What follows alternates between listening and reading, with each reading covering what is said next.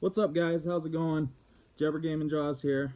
I'm sure that for a lot of us, growing up, we were not able to have all of the consoles that were available at the time. That was a bit of a tragedy for some of us, a travesty. The really cool thing, though, is that now, going back, you're able to buy any of those game consoles that you want. And now, at this later time, even though they're not modernly relevant, you can still go back and experience them, and the games haven't changed at all, only us. So if you're able to still appreciate that sort of thing, you can do that and still have an incredible experience. So probably, as many of you know, I grew up with the Sega Genesis, and that was my family's console. That's what we had to game on. I had no part in choosing that console. I didn't even know that there were alternatives. I really enjoyed the Sega Genesis. However, there was definitely a console that I missed out on at the time, and I really wish that I could have had. And that is the Super Nintendo. The Super Nintendo, I would say, is actually probably my second or third favorite console of all time. My first favorite console being the original PlayStation. The Super Nintendo, however, had just so many amazing games on it, especially in the area of role-playing games, which is what I really love too. I love role-playing games so much. One thing that's really been awesome about the Super Nintendo is that there are just so many games on it that I never experienced back at the time. And even though that's kind of sad that I missed out on them then, it has been so cool to go back and to replay, well, to play for the first time a lot of those that other people have already played and already loved. This is actually my second unit. I bought a Super Nintendo with Mario and Final Fantasy 3, which is actually Final Fantasy 6. For most of you guys already know that. So I played Final Fantasy 3 and I played Super Mario World. Loved them so much. I ended up lending that console to someone and didn't get it back, so that was kind of a bummer. So this I bought later on, and I've been so happy to have this. There are still a lot of experiences that I have yet to have on it. Obviously, I love the Super Nintendo a lot. You know, just it's such a great console. One of the best things that I got to experience recently, about a few months ago, I was playing Zelda: A Link to the Past. Finally, I had never played this game. This game is just like one of the top, definitely one of the top games of all time. Probably in the top 50 games of all time, and for a lot of people it may be the best game of all time, and so good, so heralded, and I had never experienced this. It's really, I can't stress enough how cool it is to be able to go buy an old console and pick up some of the best games that have been released in all time. This game is just as good as it was the day it was released, and if you're able to appreciate the beauty of the 16-bit generation, and if you can see the aesthetic of the sprites and the color use, if you can enjoy the gameplay, I mean, you can just have some amazing experiences. I had so much fun playing this. Harder than I expected, but really fun. I've actually gotten to the last tower, and I got sidetracked with a bunch of other stuff because there's just been so much going on. So I still have to go back and actually finish this, but I played all the way up to Ganon's tower, so I'm right there. One game that I actually did experience back in the day at my friend's house, because I was the only person I knew who owned a Sega Genesis in my neighborhood, because a lot of us kids, would share games or play on each other's consoles when we'd go over to visit. And I had two friends who had a Super Nintendo, and at both of their houses they had Super Mario Kart, and I loved this game so much back in the day. And this is the game that whenever I had a choice, I would always go to play. And it's been so cool to own this again, to get to put it in, play it. The game still holds up. I think it's an incredible game. At the time, I really liked to do battling, and that's still what I would prefer to do. If you can find someone to play two-player with you who also likes retro games, like, that's just so much fun. So much fun to just be able to own this finally.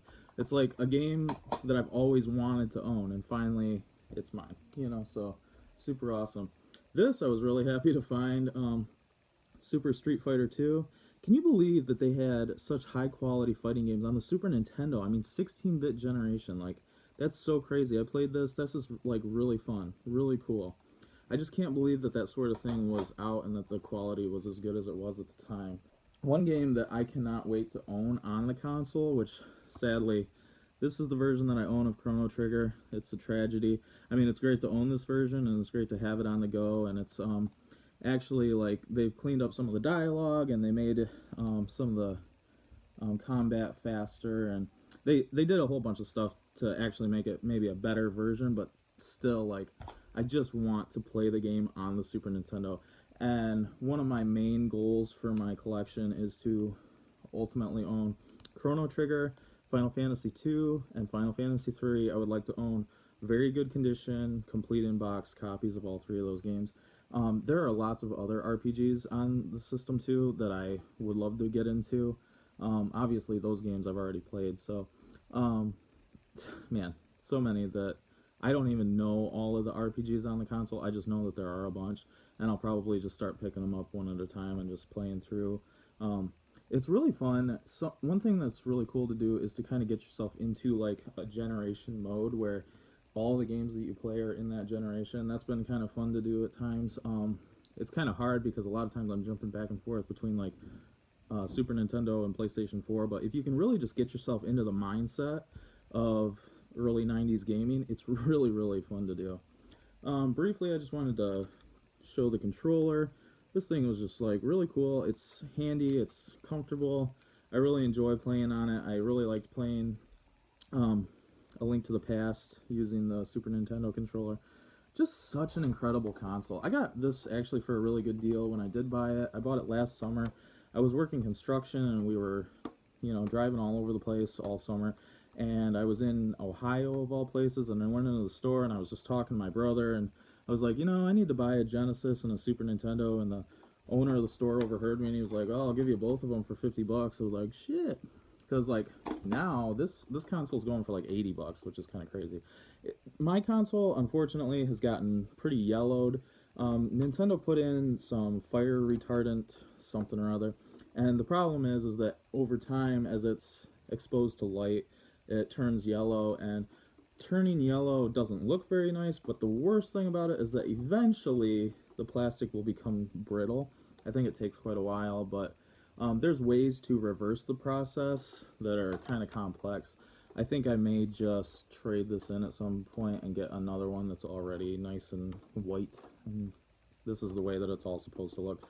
But that's just kind of beside the point. The thing plays perfectly, so yeah, such an incredible console. And like, man, it's really tough to have missed out on that at the time. I think that definitely going back, as much as I love the Genesis, if I had a say in it, if I, knew what I know now, for me personally, I would have definitely chosen the Super Nintendo. I think it's vastly superior in the games that are available on it.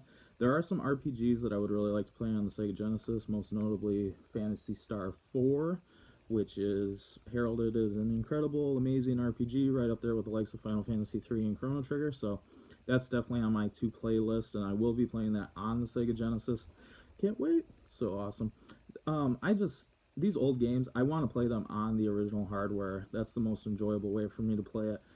Lots of people like to play them on new consoles. A lot of the time those games are like re-released or emulators or however you like to play it. That's totally fine, but for me, I like to buy the original game and play it on the original hardware the way that I would have played it if I had somehow acquired the game and the console at the time. So Super Nintendo, I absolutely love it, and I just feel very, very happy to own one and to be able to go out and buy games for it and experience those, all these years later that I missed out on at the time. So, is there a console that you guys missed out on that you really enjoy playing on now? Are there things that you would like to get a hold of at some point that you missed out on? Let me know in the comments, and peace out. Hope you guys have a good one. Later.